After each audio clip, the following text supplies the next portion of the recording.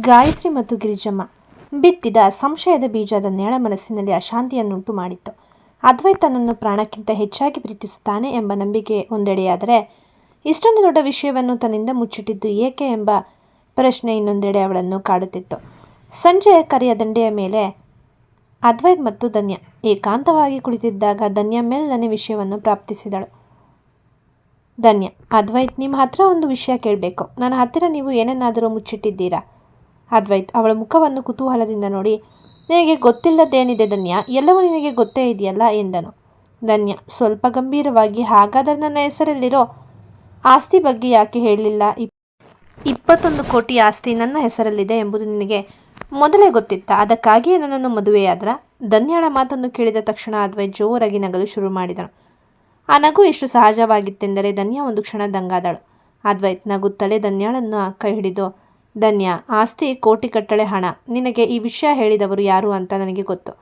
ನೋಡು ಧನ್ಯ, ನೀನು ಅಪ್ಪಟ ಬಂಗಾರದಂತಹ ಹುಡುಗಿ. ನಿನ್ನ ಆ ಗುಣದ ಮುಂದೆ ಈ 21 ಕೋಟಿ ಅನ್ನೋದು ಕೇವಲ ಕಾಗದದ ಚೂರುಗಳು ಅಷ್ಟೇ. ಅವನು ಅವಳ ಕಣ್ಣಲ್ಲಿ ಕಣ್ಣಿಟ್ಟು ಮೃದುವಾಗಿ ಮುಂದುವರಿಸಿದನು. ಅದ್ವೈತ್, ನಿನ್ನ ಹೆಸರಲ್ಲಿ ಆಸ್ತಿ ಇರೋದು ನಿಜ. ನಿನ್ನ ತಾತ ನಿನಗಾಗಿ ಅದನ್ನು ಬಿಟ್ಟು ಹೋಗಿದ್ದಾರೆ. ಆದರೆ ನಾನು ಅದನ್ನು ನಿನಗೆ ಹೇಳಲಿಲ್ಲ. ಯಾಕೆ ಗೊತ್ತಾ? ನಿನಗೆ ಆಸ್ತಿಯ ಹಂಗಿಲ್ಲದೆಯೂ ರಾಜಕುಮಾರಿಯ ಥರ ನೋಡಿಕೊಳ್ಳೋ ಶಕ್ತಿ ನನಗಿದೆ. ಆ ಹಣದ ವಿಷಯ ಬಂದರೆ ನಿನಗೆ ಮುಗ್ಧತೆ ಹಾಳಾಗುತ್ತೆ ಅಂತ ನಾನು ಸುಮ್ಮನಿದ್ದೆ. ನಾನು ನಿನ್ನನ್ನು ಪ್ರೀತಿಸಿದ್ದು ನಿನ್ನ ಬ್ಯಾಂಕ್ ಬ್ಯಾಲೆನ್ಸ್ ನೋಡಿದ್ದಲ್ಲ ಧನ್ಯ, ನಿನ್ನ ಈ ಸುಂದರವಾದ ಮನಸ್ಸನ್ನು ನೋಡಿ. ಅದ್ವೈತನ ಪ್ರಾಮಾಣಿಕ ಉತ್ತರವನ್ನು ಕೇಳಿದ ಧನ್ಯಾಳಿಗೆ ತನ್ನ ಸಂಶಯದ ಬಗ್ಗೆ ತಾನೇ ನಾಚಿಕೆ ಪಟ್ಟಳು. ಅವಳ ಕಣ್ಣಲ್ಲಿ ನೀರು ತುಂಬಿಕೊಂಡಿತ್ತು. ಅದ್ವೈತ್ ಅವಳ ಕಣ್ಣೀರು ಒರೆಸತೊಡಗಿದನು. ದೂರದ ಅಡಿಕೆ ಮರದ ಮರೆಯಲ್ಲಿ ನಿಂತು ಇದನ್ನೆಲ್ಲ ಗಮನಿಸುತ್ತಿದ್ದ ನರ್ಮದಾ ಹಲ್ಲು ಕಚ್ಚುತ್ತಿದ್ದಳು. ಗಾಯತ್ರಿ ಅತ್ತೆಯ ಪ್ಲಾನ್ ಉಲ್ಟಾ ಹೊಡೆದಿದ್ದನ್ನು ಕಂಡು ಅವಳಿಗೆ ಅತೀವ ಕೋಪ ಬಂದಿತ್ತು. ಅದ್ವೈತ್ ಮತ್ತು ಧನ್ಯ ಒಬ್ಬರನ್ನೊಬ್ಬರು ಅಪ್ಪಿಕೊಂಡಿರುವುದನ್ನು ನೋಡುತ್ತಿದ್ದಳು. ಅವಳ ಕಣ್ಣುಗಳಲ್ಲಿ ದ್ವೇಷದ ಜ್ವಾಲೆ ಉರಿಯುತ್ತಿತ್ತು. ಆ ಪ್ರೀತಿ, ಆ ಅನ್ಯೋನ್ಯತೆ ಅವಳಿಗೆ ವಿಷದಂತೆ ಭಾಸವಾಗುತ್ತಿತ್ತು. ನರ್ಮದಾ ತನ್ನ ಉಗುರುಗಳನ್ನು ಅಂಗೈ ಚುಚ್ಚಿಕೊಳ್ಳುತ್ತಾ ತನ್ನಷ್ಟಕ್ಕೆ ತಾನೇ ಪಿಸುಗೊಟ್ಟಿದಳು. ನರ್ಮದಾ: ಪ್ರೀತಿ? ಹ್ಞೂ, ಈ ಪ್ರೀತಿಯ ನಾಟಕವನ್ನು ನೋಡಿ ನನ್ನ ಹೊಟ್ಟೆ ಉರಿಯುತ್ತಿದೆ. ಧನ್ಯ, ನೀನು ಅದ್ವೈತ್ನ ಪ್ರೀತಿಯನ್ನ ಗೆದ್ದೆ ಅಂತ ಬೀಗುತ್ತಿದ್ದೀಯ ಅಲ್ವಾ? ಆದರೆ ನೆನ್ಪಿಟ್ಕೋ, ಈ ಪ್ರೀತಿಯೇ ನಿನ್ನ ಪತನಕ್ಕೆ ದಾರಿಯಾಗುತ್ತದೆ. ಅದ್ವೈತ್ ನಿನ್ನನ್ನು ಎಷ್ಟು ಎತ್ತರಕ್ಕೆ ಏರಿಸಿದ್ದಾನೋ ಅಷ್ಟೇ ವೇಗವಾಗಿ ಕೆಳಗೆ ಬೀಳುವಂತೆ ಮಾಡ್ತೀನಿ. ಅವಳ ದ್ವೇಷಕ್ಕೆ ಈಗ ಯಾವುದೇ ಮಿತಿಯಿರಲಿಲ್ಲ. ಅದ್ವೈತನನ್ನು ತಿರಸ್ಕರಿಸಿ ಧನ್ಯಾಳನ್ನು ಆರಿಸಿಕೊಂಡಿದ್ದಕ್ಕೆ ಇಡೀ ಜಗತ್ತನ್ನೇ ಸುಟ್ಟು ಹಾಕುವಂಥ ಕ್ರೋಧ ಅವಳಲ್ಲಿತ್ತು. ಅವಳು ತನ್ನ ಫೋನ್ನಲ್ಲಿ ಅವರಿಬ್ಬರ ಫೋಟೋವನ್ನು ನೋಡುತ್ತಾ ವಿಕೃತವಾಗಿ ನಕ್ಕಳು. ನರ್ಮದಾ: ಇವತ್ತು ನೀವಿಬ್ಬರೂ ನಗುತ್ತಿದ್ದೀರಾ, ಆದರೆ ನಾಳೆ ಇದೇ ಕೆರೆಯ ದಂಡದಲ್ಲಿ ನಿಂತು ಒಬ್ಬರಿಗೊಬ್ಬರು ದ್ವೇಷ ಮಾಡುವಂತೆ ಮಾಡದಿದ್ದರೆ ನನ್ನ ಹೆಸರು ನರ್ಮದಾ ಅಲ್ಲ. ನಾನು ಅಗ್ನಿ ನಿವಾಸದಿಂದ ಹೊರ ಬಂದಿರಬಹುದು, ಆದರೆ ನಿಮ್ಮ ನೆರಳಿನಂತೆ ಬೆನ್ನಟ್ಟಿ ಬರ್ತೀನಿ. ನಿಮ್ಮ ಈ ಪ್ರೀತಿಯ ಸಾಮ್ರಾಜ್ಯವನ್ನು ಚೂರು ಚೂರು ಮಾಡುವುದೇ ನನ್ನ ಜೀವನದ ಏಕೈಕ ಗುರಿ. ಅವಳು ಕತ್ತಲಲ್ಲೇ ಮಾಯವಾಗುವ ಮುನ್ನ ಕೆರೆಯ ಕಡೆಗೆ ನೋಡಿ ಒಂದು ಕಲ್ಲನ್ನು ಬಲವಾಗಿ ಎಸೆದಳು. ಕೆರೆಯ ಪ್ರಶಾಂತ ನೀರು ಹೇಗೆ ಕದಡಿತೋ ಹಾಗೆಯೇ ಅವರಿಬ್ಬರ ಬದುಕನ್ನು ಕದಡುವ ಸಂಚು ಅವಳ ಮನಸ್ಸಲ್ಲಿ ಸಿದ್ಧವಾಗಿತ್ತು. ಇತ್ತ ಯಾವುದರ ಅರಿವು ಇಲ್ಲದ ಧನ್ಯ ಅದ್ವೈತ ಭುಜದ ಮೇಲೆ ತಲೆ ಇಟ್ಟು ಕುಳಿತಿದ್ದಳು. ಧನ್ಯ: ಅದ್ವೈತ್, ನಿಮ್ಮ ಪ್ರೀತಿ ಸಿಕ್ಕ ಮೇಲೆ ನನಗೆ ಈ ಕೋಟಿ ಆಸ್ತಿಯ ಹಂಗೆ ಇಲ್ಲ ಅನ್ನಿಸ್ತಿದೆ. ನನಗೆ ಕೇವಲ ನೀವು ಮತ್ತು ನಿಮ್ಮ ನಗು ಸಾಕು. ಅದ್ವೈತ್ ಧನ್ಯಾಳ ಹಣೆಗೆ ಮುತ್ತಿಟ್ಟು, ನನಗೂ ಅಷ್ಟೇ ಧನ್ಯ. ಈ ಪ್ರಪಂಚದ ಯಾವ ಶಕ್ತಿಯೂ ನಮ್ಮನ್ನು ಬೇರ್ಪಡಿಸೋಕೆ ಸಾಧ್ಯವಿಲ್ಲ. ಈ ನಂಬಿಕೆ ನಮ್ಮಲ್ಲಿರೋವರೆಗೂ ನಮಗೆ ಯಾರೂ ಏನು ಮಾಡೋಕೆ ಆಗಲ್ಲ. ಅವರು ಪರಸ್ಪರ ಕಳೆದು ಹೋಗಿದ್ದರು, ಆದರೆ ಆ ಕತ್ತಲಲ್ಲಿ ನರ್ಮದಾ ಬಿತ್ತಿದ್ದ ವಿಷದ ಬೀಜ ಯಾವ ರೂಪದಲ್ಲಿ ಚಿಗುರುತ್ತದೆ ಎಂಬುದು ಯಾರಿಗೂ ತಿಳಿದಿರಲಿಲ್ಲ. ನರ್ಮದಾ ತನ್ನ ದ್ವೇಷದ ದಾಳವನ್ನು ಉರುಳಿಸಲು ಸರಿಯಾದ ಸಮಯಕ್ಕಾಗಿ ಕಾಯುತ್ತಿದ್ದಳು. ಅವಳಿಗೆ ಗೊತ್ತು, ಅದ್ವೈತ್ ಮತ್ತು ಧನ್ಯರನ್ನು ನೇರವಾಗಿ ಎದುರಿಸುವುದಕ್ಕಿಂತ ಮನೆಯ ಒಳಗಿರುವ ಶ್ರೇಯಾಳ ಮೂಲಕವೇ ವಿಷದ ಬೀಜ ಬಿತ್ತುವುದು ಸುಲಭ ಎಂದು. ಅಗ್ನಿ ನಿವಾಸಕ್ಕೆ ಎಲ್ಲರೂ ವಾಪಸ್ ಬಂದ ದಿನವೇ ನರ್ಮದಾ ರಹಸ್ಯವಾಗಿ ಶ್ರೇಯಾಳಿಗೆ ಫೋನು ಮಾಡಿದಳು. ಶ್ರೇಯಾ ಮೊದಲೇ ಧನ್ಯಾಳ ಹೆಸರಲ್ಲಿರುವ ಆಸ್ತಿ ಸಿಗಲಿಲ್ಲವೆಂಬ ಅಸಮಾಧಾನದಲ್ಲಿದ್ದಳು. ನರ್ಮದಾ: ಶ್ರೇಯಾ, ನೀನು ಇನ್ನೂ ಧನ್ಯಾಳ ಕೈ ಕೆಳಗೆ ಬದುಕೋಕೆ ರೆಡಿಯಾಗಿದ್ದೀಯಾ ಅಲ್ವಾ? ಅವಳ ಹೆಸರಲ್ಲಿರೋ ಆಸ್ತಿ ಈಗ ಅದ್ವೈತ್ ಕೈ ಸೇರೋ ಮುನ್ನ ನೀನು ಎಚ್ಚರವಾಗಬೇಕು. ಧನ್ಯ ಈಗ ಅದ್ವೈತ್ನ ಪ್ರೀತಿಯ ಅಮಲಿನಲ್ಲಿ ಎಲ್ಲವನ್ನೂ ಮರೆತಿದ್ದಾಳೆ. ಇದೇ ಸರಿಯಾದ ಸಮಯ. ಅವಳ ಹತ್ತಿರ ಇರೋ ಯಾವುದೋ ಹಳೆಯ ರಹಸ್ಯವನ್ನು ಕೆದಕಿ ಅವರಿಬ್ಬರ ಮಧ್ಯೆ ಬೆಂಕಿ ಹಚ್ಚು. ಶ್ರೇಯಾ ಮೊದಲೇ ದ್ವೇಷದಲ್ಲಿದ್ದಳು. ನರ್ಮದಾಳ ಮಾತಿಗೆ ಮರುಳಾದಳು. ನೋಡ್ತಾ ಇರು ನರ್ಮದಾ ಅಕ್ಕ, ಈ ಪ್ರೀತಿಯ ನಾಟಕವನ್ನು ನಾನೇ ಹೇಗೆ ಅಂತ್ಯ ಮಾಡ್ತೀನಿ ಅಂತ ಎಂದು ಶಪಥ ಮಾಡಿದಳು. ಅದ್ವೈತ್ ಹೊರಗೆ ಹೋದಾಗ ಧನ್ಯಾಳ ಹತ್ತಿರ ಬಂದು ಶ್ರೇಯಾ: ನೋಡು ಧನ್ಯ, ಅದ್ವೈತ್ ಕೇವಲ ಆಸ್ತಿ ಪತ್ರಕ್ಕೆ ನಿನ್ನ ಸಹಿ ಹಾಕಿಸಿಕೊಳ್ಳೋಕೆ ಈ ಪ್ರೀತಿಯ ನಾಟಕ ಮಾಡ್ತಿದ್ದಾನೆ. ಆಸ್ತಿ ಸಿಕ್ಕಿದ ಮೇಲೆ ನಿನ್ನನ್ನು ಹೊರ ಹಾಕ್ತಾನೆ ಎಂದು ಪದೇ ಪದೇ ಹೇಳಿ ಅವಳ ಮನಸ್ಸನ್ನು ಕಲುಷಿತಗೊಳಿಸಲು ಯತ್ನಿಸಿದರು. ಒಂದು ದಿನ ಶ್ರೇಯಾ ಧನ್ಯಾಳ ಮೇಲೆ ಇಲ್ಲದ ಸಲ್ಲದ ಆರೋಪ ಮಾಡುತ್ತಿದ್ದಾಗ ಅದ್ವೈತದನ್ನು ಕೇಳಿಸಿಕೊಂಡನು. ಅವನಿಗೆ ನರ್ಮದಾಳ ಕೈವಾಡ ಇದರಲ್ಲಿದೆ ಎಂಬ ಸಣ್ಣ ಸುಳಿವು ಸಿಕ್ಕಿತ್ತು. ಅದ್ವೈತ್ ಶ್ರೇಯಾಳ ಎದುರು ನಿಂತು, ಶ್ರೇಯಾ, ನಿನ್ನ ಈ ಆಟ ಇನ್ನು ಮುಂದೆ ಇಲ್ಲಿ ನಡೆಯಲ್ಲ. ನೀನು ಯಾರ ಮಾತು ಕೇಳಿ ಈ ಮನೆಯ ನೆಮ್ಮದಿ ಹಾಳು ಮಾಡ್ತಿದ್ದೀಯಾ ಅಂತ ನನಗೆ ಗೊತ್ತು. ನರ್ಮದಾ ಹೊರಗಿದ್ದುಕೊಂಡು ನಿನ್ನನ್ನು ದಾಳವಾಗಿ ಬಳಸ್ಕೊಳ್ತಿದ್ದಾಳೆ. ಸುಮ್ಮನಿದ್ರೆ ಸರಿ, ಇಲ್ಲ ಅಂದರೆ ನಿನ್ನನ್ನು ಈ ಮನೆಯಿಂದ ಹೊರ ಹಾಕೋಕ್ಕೆ ನನಗೂ ಗೊತ್ತು. ಅದ್ವೈತ್ ಈ ಮಾತು ಶ್ರೇಯಾಳಲ್ಲಿ ಮತ್ತಷ್ಟು ದ್ವೇಷವನ್ನು ಹೆಚ್ಚಿಸಿತ್ತು. ನರ್ಮದಾ ದೂರದಲ್ಲಿ ಕುಳಿತು ಇದೆಲ್ಲವನ್ನು ಶ್ರೇಯಾಳ ಮೂಲಕ ಕೇಳಿ ವಿಕೃತವಾಗಿ ನಗುತ್ತಿದ್ದಾಳು. ದ್ವೇಷದ ಈ ಆಟ ಈಗ ಮನೆಯ ಒಳಗಿನಿಂದ ಮನೆಯ ಹೊರಗಿನ ಅನಾಹುತಗಳ ಕಡೆಗೆ ತಿರುಗುವ ಮುನ್ಸೂಚನೆ ಸಿಕ್ಕಿತ್ತು. ನರ್ಮದಾಳ ದ್ವೇಷ ಅಗ್ನಿನಿವಾಸದ ನೆಮ್ಮದಿಯನ್ನೇ ಕದಡಲು ಹೊಂಚು ಹಾಕಿದ್ದರೂ ಮನೆಯೊಳಗೆ ಶ್ರೇಯಾಳ ಕುತಂತ್ರಗಳು ಹೊಸ ತಿರುವು ಪಡೆದವು. ಶ್ರೇಯಾ ಈಗ ಧನ್ಯಾಳನ್ನು ಮಾತ್ರವಲ್ಲ, ತ್ರಿಲೋಕ್ನನ್ನು ತನ್ನ ಬುಟ್ಟಿಗೆ ಹಾಕಿಕೊಂಡು ಮನೆಯಲ್ಲಿ ತನ್ನ ಹಿಡಿತ ಸಾಧಿಸಲು ಸಂಚು ಹೂಡಿದಳು. ಒಂದು ದಿನ ತ್ರಿಲೋಕ್ ಆಫೀಸ್ನಿಂದ ಬಂದಾಗ ಶ್ರೇಯಾ ಅತಿಯಾದ ನಾಟಕೀಯ ಪ್ರೀತಿಯನ್ನು ತೋರಿಸುತ್ತಾ ಅವನ ಹತ್ತಿರ ಹೋದಳು. ಶ್ರೇಯಾ, ತ್ರಿಲೋಕ್, ಅದ್ವೈತಣ್ಣ ಯಾವಾಗಲೂ ಧನ್ಯಾ ಅತ್ತಿಗೆ ಮಾತು ಕೇಳ್ತಾರೆ. ನೀವ್ಯಾಕೆ ಅವರ ಕೆಳಗೆ ಇರಬೇಕು? ನೀವು ಈ ಮನೆಯ ನಿಜವಾದ ವಾರಸುದಾರ ಆಗಬೇಕು ಅಂತ ನನಗೆ ಆಸೆ. ತ್ರಿಲೋಕ್ ಶ್ರೇಯಾಳ ಮಾತನ್ನು ಕೇಳಿ ಅಸಹ್ಯ ಪಟ್ಟುಕೊಂಡನು. ಅವಳ ಕೈಯನ್ನು ಕೊಡವಿದ. ಅವನು ಗುಡುಗಿದನು. ತ್ರಿಲೋಕ್, ನೋಡು ಶ್ರೇಯಾ, ನಿನ್ನ ಈ ಕೊಳಕು ಬುದ್ಧಿನ ನನ್ನ ಹತ್ರ ತೋರಿಸ್ಬೇಡ. ನಮಗಿಂತ ಅಣ್ಣ ಅತ್ತಿಗೆ ಪ್ರೀತಿ ದೊಡ್ಡದು. ಇನ್ಮೇಲೆ ಈ ಥರ ಭೇದ ಭಾವ ಹುಟ್ಟಿಸೋಕೆ ಬಂದರೆ ಈ ಮನೆಯಿಂದ ನಿನ್ನನ್ನು ಮಾತ್ರವಲ್ಲ, ನಿನ್ನ ದ್ವೇಷದ ಬುದ್ಧಿನೂ ಹೊರಗೆ ಹಾಕ್ತೀನಿ. ಮರ್ಯಾದೆಯಿಂದ ಒಬ್ಬ ಸೊಸೆಯಾಗಿ ಇರೋದನ್ನ ಕಲಿ. ತ್ರಿಲೋಕ್ನ ಈ ಭೀಕರ ಬೈಗುಳದಿಂದ ಶ್ರೇಯಾ ಮುಖಭಂಗ ಅನುಭವಿಸಿ ಅಲ್ಲಿಂದ ಕಾಲ್ಕಿತ್ತಳು. ಮನೆಯಲ್ಲಿ ಈ ಕಹಿ ವಾತಾವರಣ ನಡುವೆಯೂ ಸಮರ್ಥ್ ಮತ್ತು ಲೀಲಾಳ ಪ್ರೀತಿ ಒಂದು ಸುಂದರ ತೋಟದಂತೆ ಬೆಳೆಯುತ್ತಿತ್ತು. ಪರೀಕ್ಷೆಗಳ ನಂತರ ಸಿಕ್ಕ ಈ ವಿರಾಮದಲ್ಲಿ ಇಬ್ಬರೂ ರಹಸ್ಯವಾಗಿ ಭೇಟಿಯಾಗುತ್ತಿದ್ದರು. ಒಂದು ಸಂಜೆ ಸಮರ್ಥ್ ಲೀಲಾವನ್ನು ಕರೆದು ಮಾತನಾಡುತ್ತಿದ್ದ. ಸಮರ್ಥ್, ಲೀಲಾ, ಮನೆಯಲ್ಲಿ ಏನೋ ಒಂದು ತಳಮಳ ನಡೀತಿದೆ ಅನಿಸುತ್ತೆ. ಆದರೆ ನಿನ್ನನ್ನು ನೋಡಿದರೆ ಸಾಕು, ನನಗೆ ಎಲ್ಲ ಟೆನ್ಷನ್ ಮರ್ತೇ ಹೋಗುತ್ತೆ. ಅಣ್ಣ ಮತ್ತು ಧನ್ಯಾ ಅತ್ತಿಗೆ ಹಾಗೆ ನಾವು ಕೂಡ ಯಾವತ್ತೂ ಒಬ್ಬರಿಗೊಬ್ಬರು ಬಿಟ್ಟು ಇರಬಾರ್ದು. ಲೀಲಾ ನಗುತ್ತಾ, ಖಂಡಿತ ಸಮರ್ಥ್, ಮನೆಯಲ್ಲಿ ಎಲ್ಲವೂ ಸರಿ ಹೋಗಲಿ ಅಂತ ನಾನು ದೇವರಲ್ಲಿ ಬೇಡ್ಕೊಳ್ತೀನಿ. ನಾವಿಬ್ಬರೂ ಈ ಪ್ರೀತಿಯನ್ನು ಯಾವತ್ತೂ ಕಾಪಾಡಿಕೊಳ್ಳೋಣ.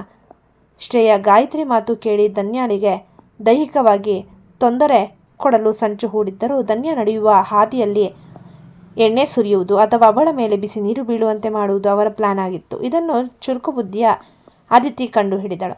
ಅದಿತಿ ಮತ್ತು ಧನ್ಯಾ ಸೇರಿ ಶ್ರೇಯಾಗೆ ಟೆಸ್ಟ್ ಆಫರ್ 1 ಮೆಡಿಸಿನ್ ನೀಡಲು ನಿರ್ಧರಿಸಿದರು. ಶ್ರೇಯಾ ಧನ್ಯಾಳಿಗಾಗಿ ಇಟ್ಟಿದ್ದ ಆ ಎಣ್ಣೆಯ ಹಾದಿಯಲ್ಲಿ ಅದಿತಿ ಅದನ್ನು ಉಲ್ಟಾ ಮಾಡಿ ಶ್ರೇಯಾಳ ರೂಮಿನ ಮುಂದೆಯೇ ಹರಡಿದಳು. ಶ್ರೇಯಾ ಧನ್ಯಾ ಬೀಳೋದನ್ನು ನೋಡೋಕೆ ಸಂಭ್ರಮದಿಂದ ಓಡಿ ಬರುವಾಗ ತನ್ನದೇ ರೂಮಿನ ಮುಂದೆ ಸುರಿದಿದ್ದ ಎಣ್ಣೆಯ ಮೇಲೆ ಕಾಲು ಜಾರಿ ದಬಾರ್ ಎಂದು ಬಿದ್ದಳು. ಅವಳ ಸೊಂಟಕ್ಕೆ ಜೋರಾಗಿ ಪೆಟ್ಟು ಬಿದ್ದಿತ್ತು. ಅದಿತಿ ನಗ್ತಾ ಬಂದು, ಅಯ್ಯೋ ಶ್ರೇಯಾ ಅಕ್ಕ, ಎಣ್ಣೆ ಸುರಿದಿರೋದು ನಿನಗೆ ಗೊತ್ತಾಗ್ಲಿಲ್ವಾ? ಪರರಿಗಾಗಿ ಗುಂಡಿ ತೋಡಿದ್ರೆ ತಾವೇ ಬೀಳ್ತಾರೆ ಅನ್ನೋದು ಇದಕ್ಕೆ ಇರಬೇಕು.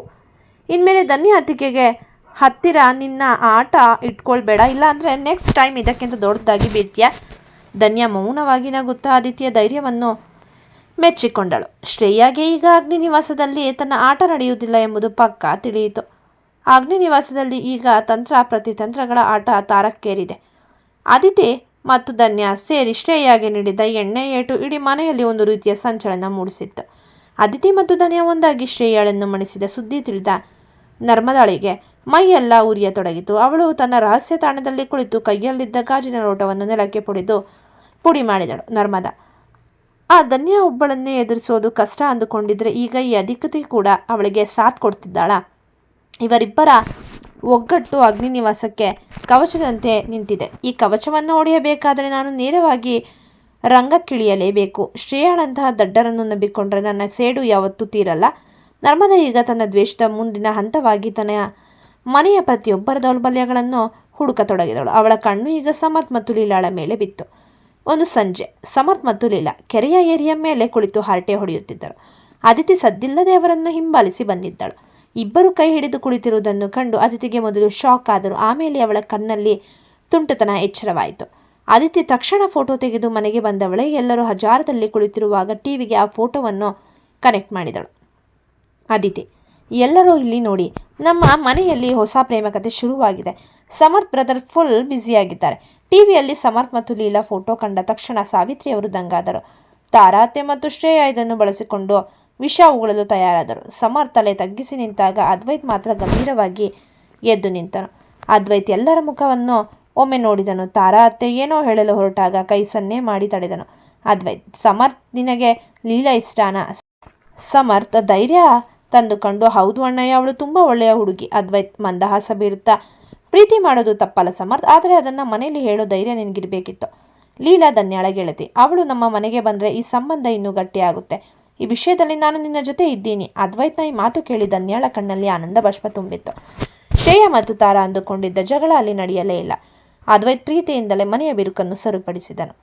ಅದ್ವೈತ್ ನಂತರ ಶ್ರೇಯಳ ಹತ್ತಿರ ಹೋಗಿ ತೀಕ್ಷ್ಣವಾಗಿ ಹೇಳಿದನು. ಅದ್ವೈತ್, ನೋಡು ಶ್ರೇಯಾ, ಮನೆಯಲ್ಲಿ ಪ್ರೀತಿ ಇದ್ರೆ ಮಾತ್ರ ಸಂಭ್ರಮ ಇರುತ್ತೆ. ನೀನು ಮತ್ತು ನರ್ಮದಾ ಸೇರಿ ಈ ಸಂಭ್ರಮ ಹಾಳು ಮಾಡೋಕೆ ಎಷ್ಟೇ ಟ್ರೈ ಮಾಡಿದ್ರು ನಾನು ಅದಕ್ಕೆ ಅವಕಾಶ ಕೊಡಲ್ಲ. ಈಗಲಾದರೂ ಆ ಅಸೂಯೆ ಬಿಟ್ಟು ಎಲ್ಲರ ಜೊತೆ ಬೆರೆತು ಬಾಳೋದನ್ನ ಕಲಿ. ಶ್ರೇಯಾ ಮೌನವಾಗಿದ್ದರೂ ಅವಳ ಒಳಗಿನ ಮತ್ಸರ ಸತ್ತಿರಲಿಲ್ಲ. ಇದು ನರ್ಮದಾ ಅಗ್ನಿ ನಿವಾಸದ ಪ್ರತಿಯೊಬ್ಬ ಸದಸ್ಯರ ನಡುವೆ ಭಿನ್ನಾಭಿಪ್ರಾಯ ಮೂಡಿಸಲು ಹೊಸದೊಂದು ಅನಾಮಧೇಯ ಪತ್ರದ ತಂತ್ರ ಹೂಡಲು ಸಿದ್ಧವಿದ್ದಳು.